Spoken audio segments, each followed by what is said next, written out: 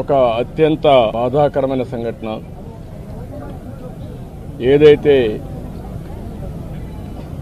పహల్గామ్లో జరిగినటువంటి టెర్రరిస్ట్ కాల్పులు భారతదేశం మొత్తం షాక్కు గురి చేసింది. ప్రపంచాన్ని కదిలించే పరిస్థితి తీసుకొచ్చింది. అతి దారుణంగా విహారయాత్రకు పోయినటువంటి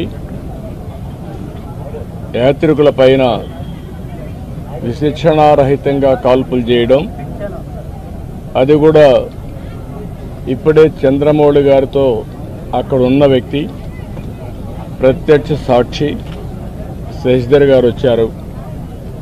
ఆయనతో మాట్లాడినప్పుడు ఆయన చెప్పిన విషయం, ఏదైతే అక్కడ వీళ్ళందరూ ఉన్నారు, టాయిలెట్ కోసం బాత్రూమ్స్కి వెళ్ళారు.